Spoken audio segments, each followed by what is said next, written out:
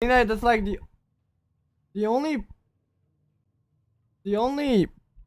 person and I maybe got tricked by it, or maybe I got manipulated it. I don't know, but it's like the only person that I cared about on the staff team, or at least when Rakashi was still moderator. Oh my god, that's so much to read. We're going to have a number of topics we are going over. Some of them are more sensitive than others. If you don't wish to read the full post, here is the full.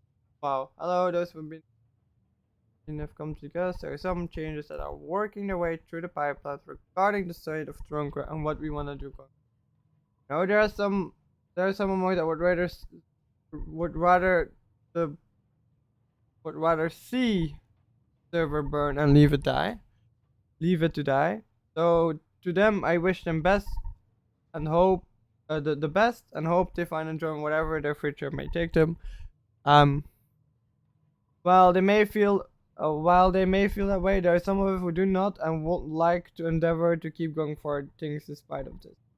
To acknowledge the big elephant in the room, we are considering a revamp. I think it was even been agreed by those on every side of the discussion that there's some sort of large change that needs to occur. Some will inevitably take this as an opportunity to finger point or proclaim they know the answer. To that, I have seen my 5 years of being part of Thronecraft community. This is largely a fallacy. Most people know what they want, but not perhaps how it should be obtained. Plenty of people will take this opportunity to say that it was because vampires were too powerful, that individuals were too powerful, that the many groups that existed managing Thronecraft was biased, and that they have their own agenda. Wait, I'm gonna quickly set my title to I'm just gonna respond to it. See how because I do remember playing Thronecraft. Set game craft. Set title.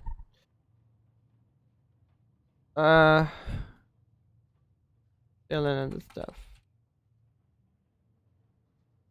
I'm gonna hang out. However, this wait. Plenty of people will take this opportunity to say that because the vampires were too powerful, that individuals were too powerful, that the many groups that exist in managing Thronecraft was very biased and had their own agenda. I've heard these proclaimed, but little in the way of exact evidence, always feeling or belief, or how isn't to say that action or need to turn around a poorly performing server. I think the general problem, at least to me, that Thronecraft faces is well, it's like I would put it as a imagine if you were playing a hardcore Minecraft server, and you got, let's say, 100 days in. That's a lot. And like I'm talking about like 100 days in real life, right? You don't have to necessarily say maybe you play 1 hour a day, but 100 days is still a lot. And someone has a pity against you. Let's say the creeper in the Minecraft war would have been a creeper, and he blows you up, and in one snap, it's all gone. Right? This brings a lot of bad feelings. Some people can take it and leave it. I mean, they kind of signed up for it, right? And everybody did sign up for it at some point. But like some people are not prepared for the consequences that will bring it to you. And there are some statements that I personally feel agree with, because I also on that factor kind of felt super strong. But like I'm talking about previous Thronecraft. I don't know how Thronecraft is as it's now. A lot of changes has happened. So a lot of things that I probably say about this is maybe outdated on some regard. But I don't necessarily think that vampires are very strong. There is this thing that if you knew in character how to counter a vampire, you could find a lot of leeway around it. For example, if you fought a vampire out in the sky, the time of the the rolling system and such took so long that the vampire usually couldn't leap away or escape. Although the leap was very guaranteed, you couldn't just escape easily because most of the time, you would be surrounded by the sun again, and you can't just stand around in the sun. You would exactly have to play them with the movement. It was very risky. Imagine if you're in fight 10 versus 10. This is very, very rarely, and I think this only happened once, like 1 versus 5 or something. Like before it's your turn again, you are probably dying by the sun, so it's kind of unfair. Also, individuals being stronger. Yes. Remember the old plugin where the old server when there was the new race, the undead, and they wanted to hype it up, and they had so much HP. We had like 5 people chasing one person, and somehow he was fighting us normally, and we were taking turns and turns and turns and turns, and he just survived. That's not how it's supposed to be. Like it wasn't a talking about is this person, even though, and he was even like, it was a new character, so he didn't have a boost. We're not talking about 1v1. We were talking about 1v5, right? And at that point, you shouldn't consider power anymore. Then it's just a sheer outnumbered. But it didn't feel that way. Most of the time, you had easy ways of escape or just tanked everything, which was very, very unfair. While, I mean, vampires were also very strong, but they had a leeway. They had a very big weakness. Holy potions or fire in general was a very bad thing. Like having a stick gave you like increased damage, but the only leeway to that was also you had to know as a vampire, as a character in game, that vampires were in fact weakened to or at least they were exploitable with wood, right? And having that knowledge was sometimes very hard to get. Like for example, it took me, when my character Maria got turned into a vampire, I didn't know yet that I was how do you call it, that would kill me, right? I had to figure that out through other people. You can't just say, I know this, that would be metagame. You had to give a reason for it. I don't think that's fair. And towards the bias stuff and how to run again, I think that the staff were, to me, were honestly okay. There were some other stuff that I may had a personal judge with, is that there were some biases here and there. For example, I would give you an example here. I bought a custom item, I lost it halfway, I didn't get it back, right? And then Bilbo lost his item, and he just got Finn to give it back. Meanwhile, I'm here like, but I also paid, right? And normally I'm okay with this stuff. Like sometimes, I mean, life is unfair, right? But now we're speaking, I spent money on this, right? So at least having some understanding, that would be great. But they never really understood. They just, you know, they washed it away and they said, well, no, you don't get a second one, which was quite unfair. And I think, like, I wasn't the only one that had to experience this, right? I'm pretty sure there were many examples of this. I also got some biases, of course. But vice versa, it also comes for other people too. And then when this fighting comes, one of the thoughts is to change the world entirely. This is not to say the history or lore of the server is changing. Some of it will, such as some of the Elemendian werewolf lore. While I know that some people hate this next point, characters are likely to be ask to be left. Now, one thing can be done is to allow them to have EC status, and that they appear for specific events in certain areas are restricted there. Some of the lore alternation will allow that and give people the ability to write their lore story. If people are interested in interacting with that character in an event, we like to ask the player to run that. To give an example, say Catalina was playing as an EC, or in Frontline would associate with necrophage in the ruin of Casmere. where if someone were to enter her lair, she could speak with and give the mission to act as her agent. She could not leave the event location, rather only instruct someone about about what she wanted to them and get her or something could give them. Things would have to be posed first as an event, and if enough people support it, she would be a sanctioned EC from this time frame. I like that idea. Letting go of a character I personally had a lot of problems with. But you know, I think this idea of keeping characters on a revamp may not be the greatest idea. Again, the power strike, like people starting anew have a disadvantage. They don't really have a lot to begin with, and probably lore-wise, they would have too much knowledge, and it wouldn't come up with this anymore. You could create like maybe a new version of it, a little bit alter it, and you're good to go, right? But closing chapter is great. This also leads to the idea of archetypes. As rightly pointed out, removing that isn't going to help entirely. All those who understand will do well in it again. That is simply going to be the case. That said, people value mechanics and skill because they're giving an edge and require effort to get. For some, this is an entire focus. I get it. Allow myself some war games as well. That said, I also know there's a common promise when starting a new character. Some people want to play older, battle hardened commander. Well, as the problem in D&D, everyone starts at level 1, unless you don't. However, also in D&D, you can start at higher levels as well. So archetypes are concepts that there's a certain skill equipment that's common for a guard. A guard might have one higher CSRS and a set of iron leather armor mix. Isn't really good, but enough not immune to get stunned by zombie.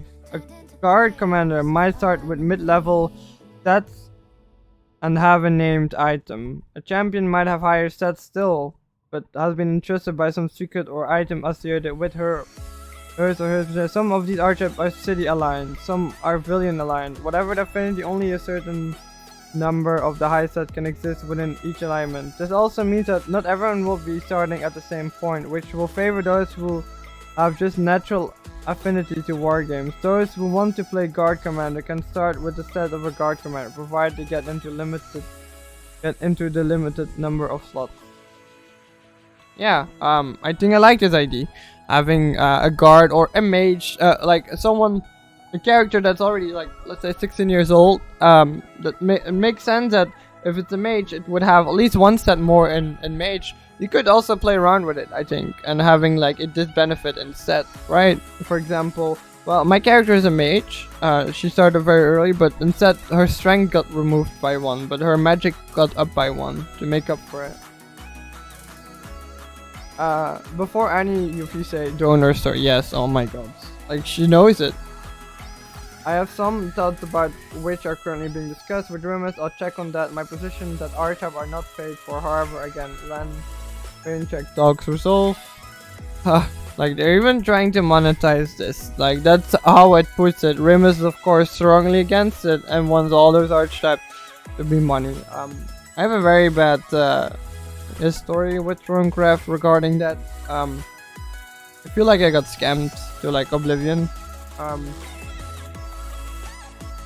You know, you're promised a lot and you get all that stuff and it's very cool, and then a revamp comes and you suddenly hit with like the biggest stone in your life, bigger than you could ever imagine. All of your stuff is taken. You only get some stuff back from like 2 months ago that you paid, and you know, you're very mad that I lost a lot in general. I came to terms, sent them a message, and I should be able to even see this message here.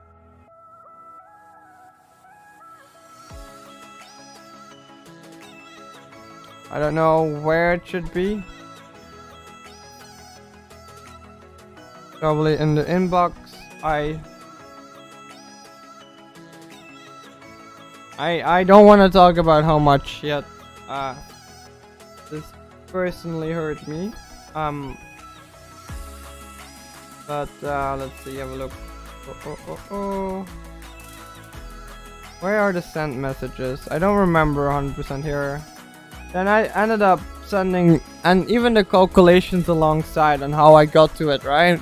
To make sure that everything was very calculated and that I was not lying. Never got a response. Never. We're already talking about quite a lot here. Like Ancient Dark Elf, that's the one I recently had then. And then 5 keys on top of it. I never got a response. He never even asked for it. I also reminded him once for this, but got me very triggered. And this is when I said goodbye to the store. This is but an inch of what I lost, by the way. An inch. But let's continue reading it. Ooh, that hurts. Oh my god. Alright, let's continue reading. Where is it? Was it general discussion?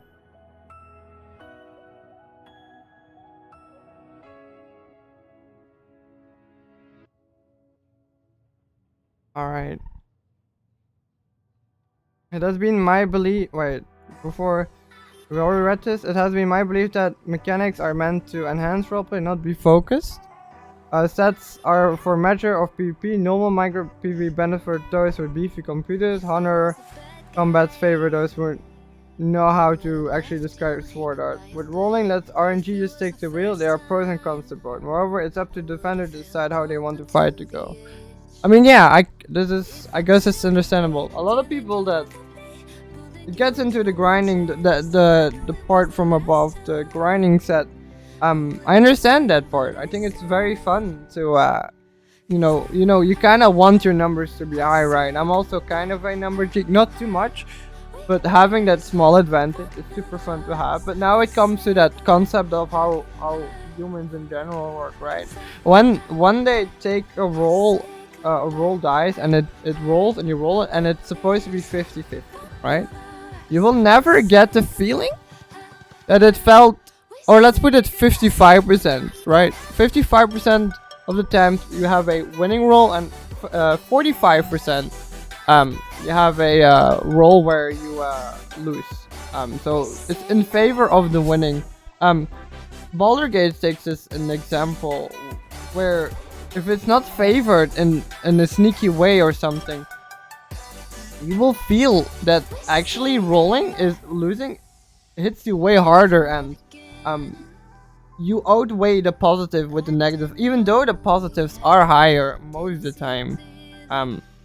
Unless you have like a massive boost, you will always think you have worse rolling in general, unless you got super lucky, which is possible, but it's rarely likely the case. Like Baldur's Gate took this in their mindset. Everybody thought they were losing. They had so many people DMing them or posting comments about how they thought the rolling system was very unfair, but in realization it was never unfair. It was the people, their minds, how they work. It's not the calculation that gone through their head. It was we are flawed on this regard. We are very flawed. Like even to me, I know this concept, and yet I still feel it's unfair. It's really hard to explain. It's just in the moment itself, it sucks. And having higher numbers in general is very beneficial. And I think once you want to lay out your good character in a game where once you die your character is gone, seems like something where you can assure on, right? If you have high numbers, you're less likely to die or more likely to escape from certain situations, which you prefer to have, even if it's just one number. I would suggest that Supernatural falls under this archetype setup as well, where certain numbers of CN can be had. That idea isn't to make them so numerous that they don't even need humans, but rather requires some numbers of humans to work. Moreover, when it comes to races, any race is really playable. Yes, that means red people, provided you can make a good story to why they exist. The core race are like the archetypes that they can really exist. SN is one of the requires a limit in number overall. Exotic race would fall under making a grand application and see if it's the interest. Yeah, that's great. You still make it possible for people to make their own races, and of course, having your own race. Let's say, for example, I want to bring fucking Yordle Poppy in Thronecraft. I'm pretty sure if I would try my best, I think on a lot of roleplay servers, and probably get it in. But then, do you have the backup for the lore? Like, you're not gonna add, they're not gonna do it for you. You need to make up why do they exist, how come they exist, when did they exist, did they go extinct, this, that, every single thing should be greatly mapped out. And if you manage to map that all out in a very sensible way, trying not to hurt the lore in the process, I'm pretty sure you can play on most servers. Although when it becomes overdone where everybody gets to do this, but that's the thing, not everybody will be able to write nice lore for a certain character, because it takes a lot of time to create a good character. You can't just say, well, Yordles, well, you know, Lotril back in the day, magical forest, so Yordles are magical, might as well get them in there. That's not how it works. You need to give a reason. Well, maybe it could be with the Lotril forest, but does it make sense? I mean, is it because they were attracted to the magic of Lotril, and since they are a magical creature on their own, they maybe cracked the code on how Lotril's surrounding of where when you go in their forest, you get mesmerized. They kind of cracked it in, and they used it for themselves, and even managed to hide from the elves themselves, right? That's why they were never really we've seen anyway. Alright, I would suggest that. Yeah, we read that. Okay, now it may have escaped the notice of some that a number of players have left the server. A number of staff and players in the group, the player group position, have left as well. As such, the argument is that so and so is on the server. That may not be the case as of now. However, that changes hasn't seen an increase of players, which tells me that the leaving of some isn't the sole reason of being away. Well, look, there is a lot of people that play in groups, very often, and in the beginning it's not very visible, but there's mini factions that you have, right, in real life, where it's mostly when you RP together, like you have a guard and a vampire and this, that. That's not good per se, but at the same time I guess it's good because a lot of biases come from this. But yes, yeah, I mean, I don't know how Thronecraft is now, but I've seen Thronecraft's toxicity and where some things are unfair and such, right? And some things are rightfully done, but necessarily doesn't agree with the players itself. Like, there are some times where you need to have a hard stop, right? You can't do everything on the server. It's a roleplay server. You want everybody to enjoy, but you don't want everybody to get, you know, you don't want everybody to get what they want, because that's not how it works either. And yeah, having so much money in the mix is not gonna make it any better.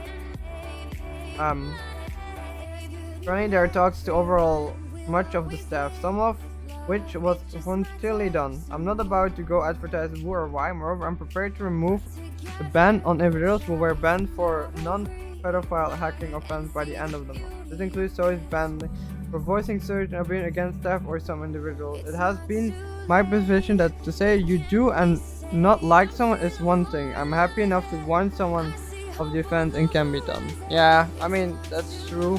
Like, here it comes again to me where, yes, you should it's always okay to hate someone. It doesn't mean that you have to, well, not hate, that's the wrong word. You can always take a dislike to someone or not agree with someone, but hating is something different. Who wrote this? Rakashi. Rakashi wrote this. I'm just reading through it and thought, why not just express my freaking opinion to this? Because it still feels. I mean, I'm over it, right? I'm over Thronecraft. But I still think that I have a say in this. God, how old are you? How old is she now? I don't know. I was just going over so Thronecraft is a server right now, where I used to be part of, where I lost a lot of money with. they're kind of going through some tough time. Yeah, she probably is. On my opinion on her, I don't know. Like, I really liked Rikashi. Out of all the people, I like Rikashi. I don't know if I got manipulated in thinking of liking her, right? Because, but she was very chill. She was very good in roleplay. She knew what to do. And like, out of all the people, it always was her protesting against Remus at the donation store. What happened to the league game? We kinda left. We kinda got a little tilt. I mean, I wasn't really tilt, but I just put it in a way that it went silent for everyone for a bit, and yes, we left. I think I need some more practice in league. I don't feel at home anymore. Seems that I lost a lot. But you were going to do like 2-3 games. Yeah, no, really. But hey, if you wanna hear my opinions on most of the topic, I kinda already discussed most of it and how I felt about it. We are right now here. So much to read still. Here. We just read this one. We have some desires to see certain people stay banned. Please let me know. I will forward their name to their staff. However, some of the individuals are approximately 2 years ago. While they may have said many terrible things since, been unrepentant in some of their positions, it's also been 2+ years, and a number of their concerns are no longer accessible. To me, is this like their hope that people may return, or because they're right now going through and they're kind of getting desperate? Or, I mean, at some point I agree with this. I mean, in a year a person changes, right? And I'm supposing Thronecraft was very kid oriented, so a lot of people that are now were not back then kids are not kids anymore. I was a kid when I started Thronecraft. I'm still I have still a childish behavior, but I'm not a kid anymore. Our offenses may no longer be even relevant what the current situation. The chapter is over. My hope is that we can start a new chapter to grow community large enough to actually get some development. Let me say it. We need developers. We need someone who knows to do some brewing. If you know people, let me know. And to this I say, well, yeah, the server is outdated. I actually went up. I did some homework, and since I wanted to create my own RP server, I kind of went to look and see. Please see, where is it? I went to look at their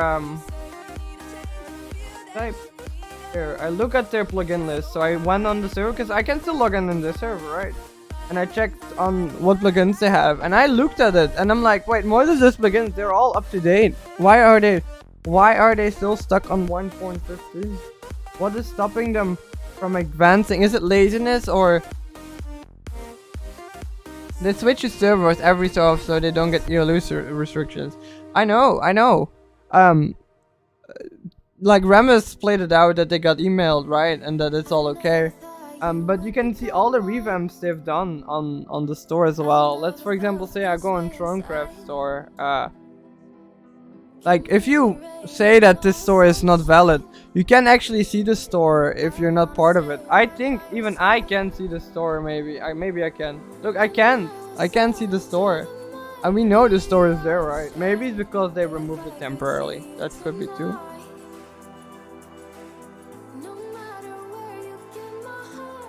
But yes, the main thing that Thronecraft got me angry. I mean, of course, it was pay to win back in the days a lot. But to that regard, my bias towards that was, I had a lot, right? I had a lot of stuff, so I felt okay with it because I already was in the loop, right? So I didn't really feel how people that didn't have it felt, right? But then, of course, my character got killed. Got a little angry. The revamp came, and they didn't announce. And I searched through their store, every page that they had, to see if it said at some point. And then if I misread it, that's okay. But I didn't see at any point where it would say if a revamp comes or any way of hint that all your stuff will be taken. So they announced that, and the responses I got from, if you remember, Wonder Bar and to a certain degree Rakashi, but Rakashi quite retracted for him. Really didn't really respond about it in general. I mean, if anything, she was actually helping me against it, right? That's how I always felt about Rakashi.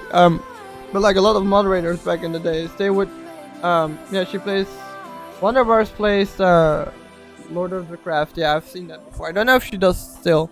But the fact that I want to go is, I went mad. I kind of left the server for a few days. I kind of, out of angriness, I clicked leave the channel. And then a few weeks later, or I don't know, it was a week or two later, I was like, okay, fine. Okay, I lost everything. It's okay. I'll do the calculations. I'll get myself the necessary. How much did it, how much can I still get back? Because there was this rule where everything you bought in like 3 months ago or something, you can still get back. So I did it. I sent Remus a message, and I will show you it again. Here, I'll go to dashboard under, and this is, wait, I'm gonna first show it. This is barely a scratch of what I paid, right? This is a shimmer, right? I was fine with this. Music is kind of loud compared to your voice. Okay. I'll just remove it for now. I felt okay with this. I was at this stage already. I was like, you know what? Give me what I have. I'm okay with it. I even sent Remus a reminder in game at some point that, well, where are my points? I sent all this stuff, unique item, and the points that were behind it, right? And then the total of how much the points would have been, right? But I never got anything. Even with reminding Remus about it, I kinda just left me in the dust. They would say they would do it, but I know, right? It was the person that was doing it. I sent him the message. Never ever responded to it. Like, this is just, I would dare say this is only 10% of what I spent. 10. Didn't even have the mindset to look at it.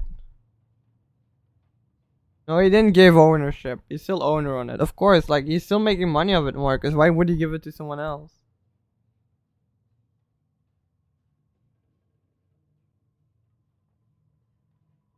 That was the part where I really got angry. And then on top of it, remembering how fun it was, and then losing it all, and just a flick in emotion. Like, I would have been okay with it if I had the points, maybe, so I could wait like a few months until they, because I knew their system would have been, they would release most of the packs, and I could at least get one pack, and then that would be good, right? I would have gone for Vampire or something. It was good to go, but no. They didn't. They done me dirty. They done me dirty. Like, right now, I even feel like this gentle edge of like, yeah, exactly. Going into TeamSpeak, a Varied event would go on, or a Zeros event go on, and you would have like 20 people rise up and do the event together.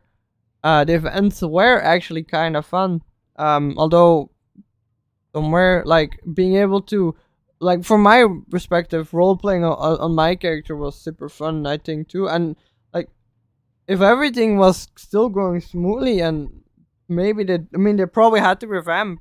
They still had to do revamps, right? But if they were more fair with what they done, I'm pretty sure they would have gotten way higher with this.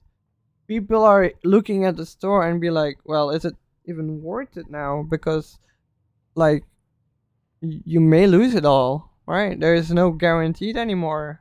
Like, this revamp, is this not maybe an excuse for people to just restart overall again? Having everybody pay their sum. Do we even read all of this?